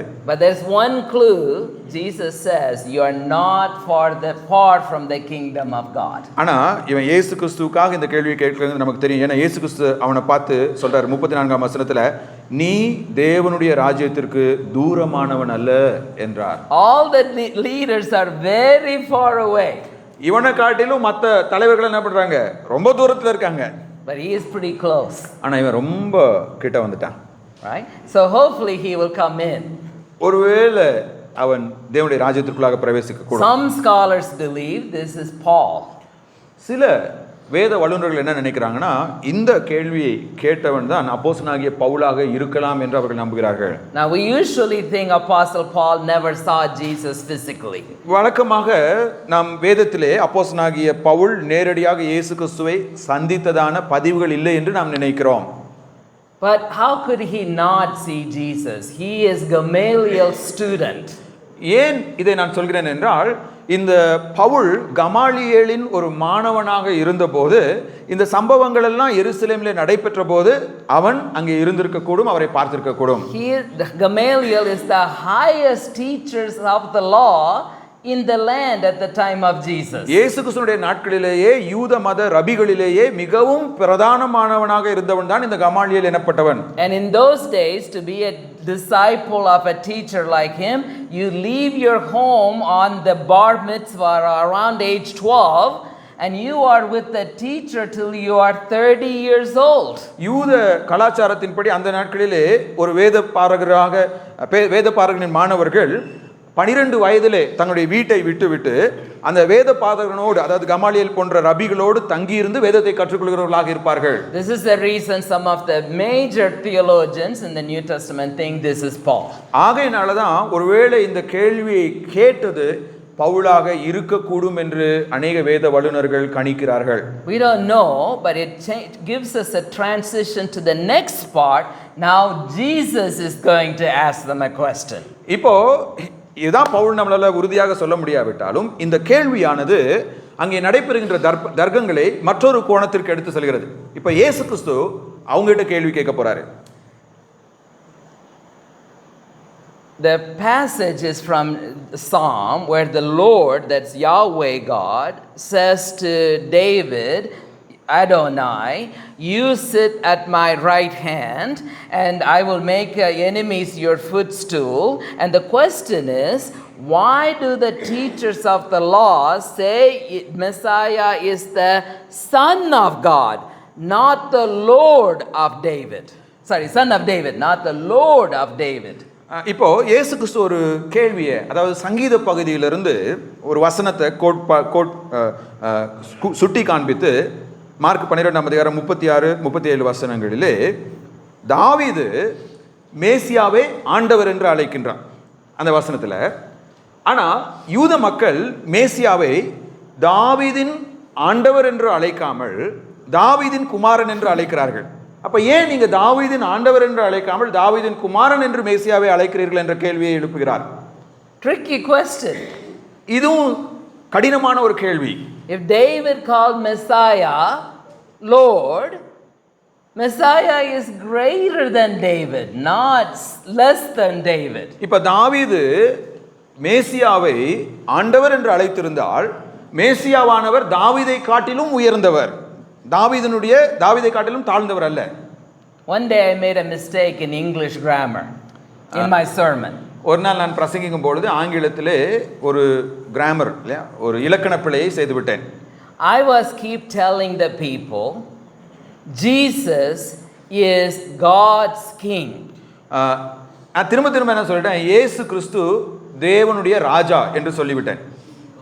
It has two meanings. இப்ப இயேசு கிறிஸ்து தேவனுடைய ராஜா என்று சொல்லும்போது அதுல இரண்டு அர்த்தம் இருக்கிறது. I was thinking of one meaning, that means Jesus is representing God as the king over the people. அதாவது இயேசு கிறிஸ்து பிதாவின் பிரதிநிதியாக தன்னுடைய மக்களை ஆளுகிற ராஜா என்ற அர்த்தத்தில் நான் கூறினேன். But there was a brand new Christian and he kept hearing Jesus is above God, he is God's king.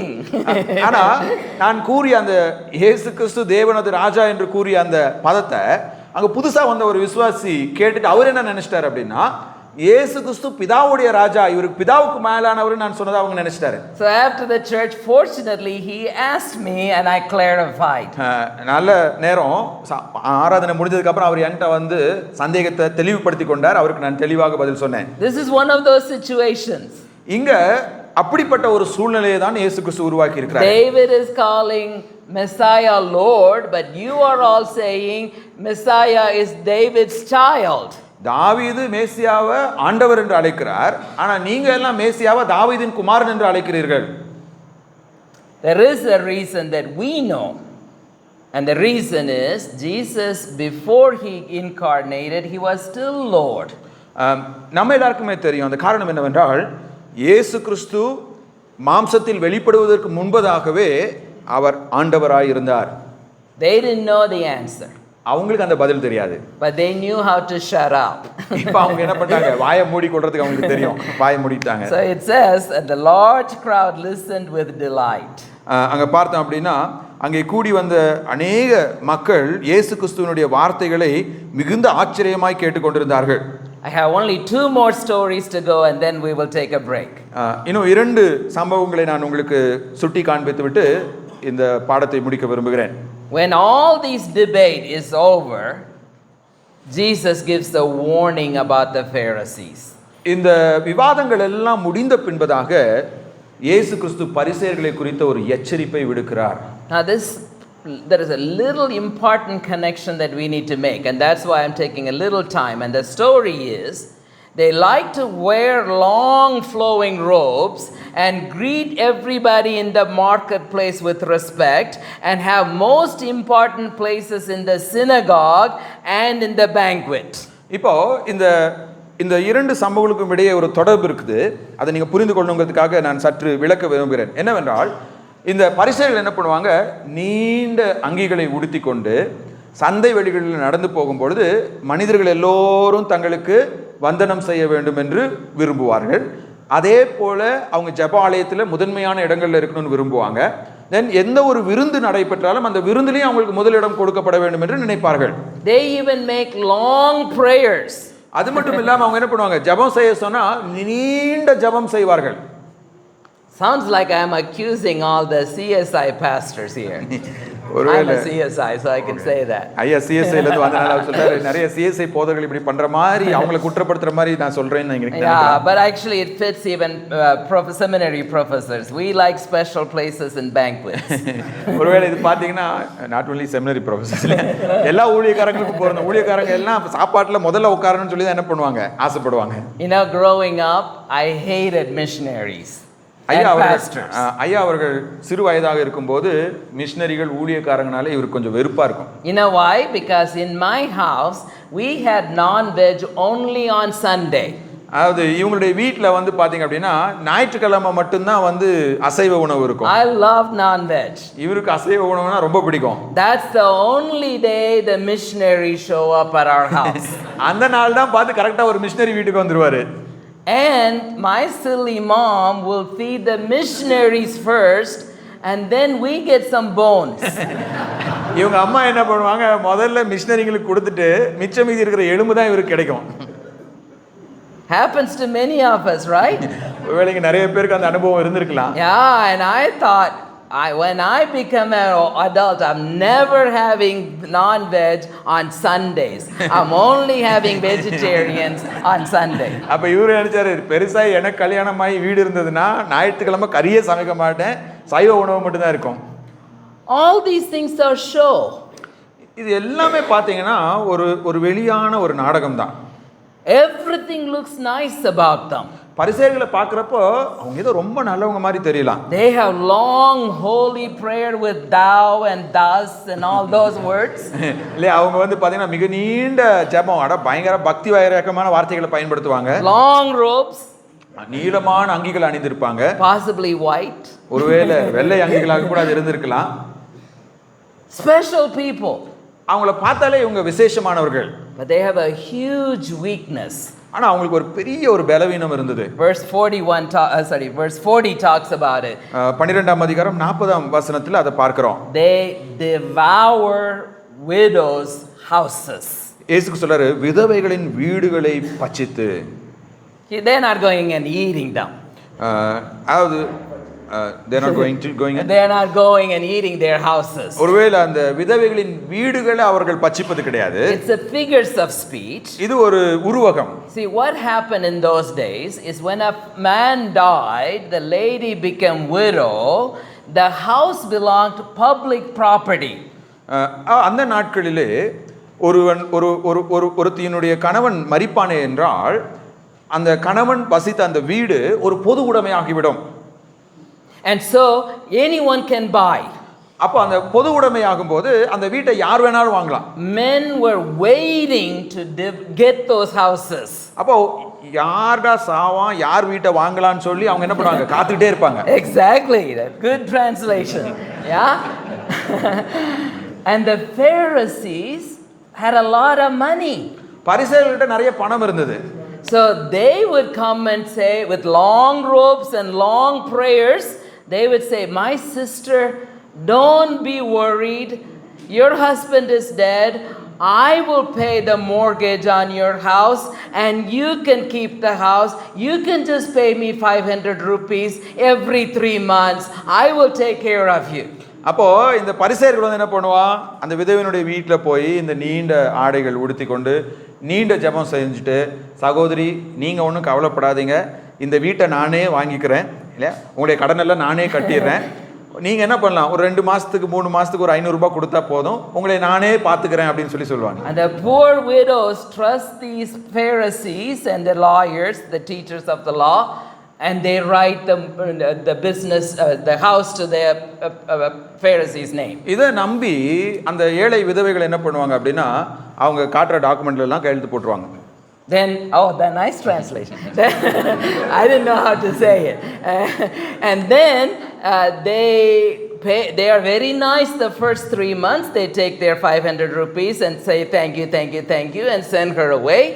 But when she doesn't pay in the next couple of months, they start showing their true color. They become mean, and then a year or later, they kick her out because the house is in their name. ஒருவேளை அவகிட்ட அன்பா பேசி அந்த வீட்டை என்ன பண்ணுவாங்க விலைக்கு வாங்கிடுவாங்க. இந்த விதவையால வாடகை கொடுக்க முடிஞ்சது அப்படின்னா அவளை நல்ல விதத்தில் என்ன பண்ணுவாங்க நடத்துவாங்க. ஒரு 2-3 மாசம் இந்த விதவையால் வாடகை கொடுக்க முடியல அப்படின்னா அவளை கடினமாக நடத்தி அவளை வீட்டை விட்டு துரத்திட்டு அந்த வீடுகளை ஆக்கிரமித்துக் கொள்வார்கள். Why are they doing that? ஏன் அவங்க இதை செய்றாங்க? Do they love the Lord with all their heart and love their neighbor as they love themselves? ஒருவேளை அவங்க தேவனை முழு மனதோடு நேசிப்பதனாலும் தங்களுடைய மக்களை முழு மனதோடு நேசிப்பதனாலுமா இதை செஞ்சாங்க? Did the Lord repeatedly say, care for the widows and the fatherless because that is what Yahweh God does and wants you to do? பழைய ஏற்பாட்டு நியாயப்பிரமாணத்தில் மீண்டும் மீண்டும் தேவன் அவர்களுக்கு கூறின ஒரு காரியம், விதவைகளையும் திக்கற்றவர்களையும் நீங்க ஆதரிக்க வேண்டும் என்று அவர் கூறினார். Because you see, they are greedy and they are insecure in their faith.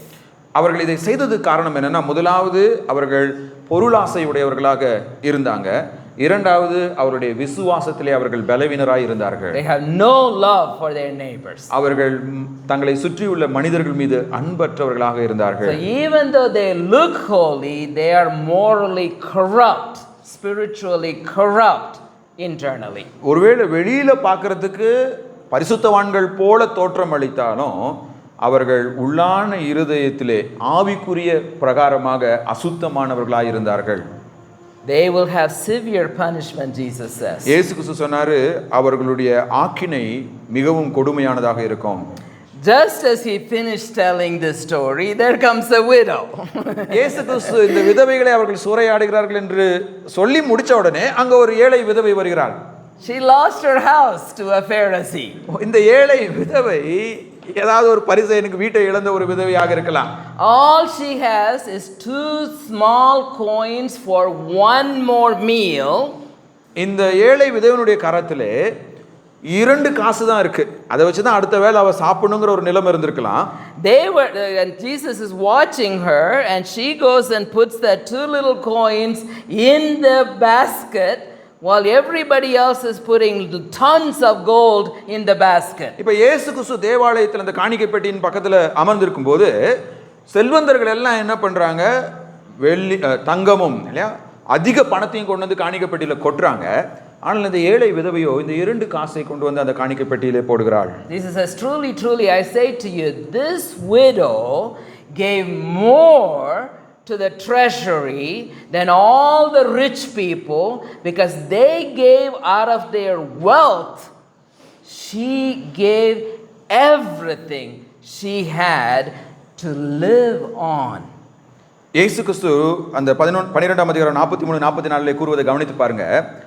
அவர்கள் எல்லோரை காட்டிலும் இந்த ஏழை விதவை அதிகமாய் போட்டாள் என்று மெய்யாகவே உங்களுக்கு சொல்கிறேன். அவர்கள் எல்லோரும் தங்கள் பரிபூரணத்திலிருந்து எடுத்து போட்டார்கள். இவளோ தன் வறுமையிலிருந்து தன் ஜீவனத்துக்கு உண்டான எல்லாவற்றையும் போட்டுவிட்டாள் என்றார். Imagine a man comes and gives 1 lakh rupees on church on Sunday. ஒருவேளை ஒரு ஞாயிற்றுக்கிழமை ஒருத்தர் சர்ச்சுக்கு வந்து 1 லட்சம் ரூபாய் காணிக்கை கொடுக்கறாருன்னு வைத்துக்கொள்ளலாம். Oh, we like that, one week. இல்லையா, அவர் காணிக்கை கொடுக்கிறது நம்ம 1 லட்சம் ரொம்ப முக்கியமானது. We usually make him elder. ஒருவேளை அவரை பிடிச்சி என்ன பண்ணுவோம், சபையில ஒரு மூப்பரா மாத்திரோம். That's our normal protocol. இல்லையா, இப்படி சபையில யார் அதிக காணிக்கை கொடுக்கறாங்களோ அவங்கள தான் தலைவர்களாக என்ன பண்ணுவாங்க, மாத்துவாங்க. But then we need to ask, what is his annual income? நம்ம என்ன கேட்கணும்னா, இவர் 1 லட்சம் ரூபாய் காணிக்கை போடுறாருன்னா இவருக்கு ஒரு வருஷத்துக்கு எவ்வளவு வருமானம்னு சொல்லி தான் கேட்கணும். If he makes 100 lakhs, ஒருவேளை அவர் 1 கோடி ரூபாய் சம்பாரிச்சிட்டு then he is only putting 1%. 1 லட்சம் மட்டும் போட்டாருன்னா 1% தான் காணிக்கை கொடுக்கறாரு. That is from his surplus. அது பரிபூரணத்துல இருந்து கொடுக்கிறது. It doesn't cost him anything at all. அந்த 1 லட்சம் ரூபாய் அவருக்கு ஒரு பிரச்சனையை உருவாக்க போறதே கிடையாது. But a widow puts 10 rupees. ஆனால் ஒரு ஏழை விதவை அவகிட்ட 10 ரூபாய் தான் இருக்கு. அந்த 10 ரூபாயை கொண்டு வந்து காணிக்கையை போட்டா That's all the money she has. அவங்களால அவ்வளவுதான் கொடுக்க முடியும். அது 100%. This is a sad story. இது சற்று சோகமான ஒரு கதை. She had only that much money to live. அந்த 2 காசு தான் அவளுடைய வாழ்க்கைக்காகவே அவ கையில இருந்தது. If she gave the money away, will she live or die?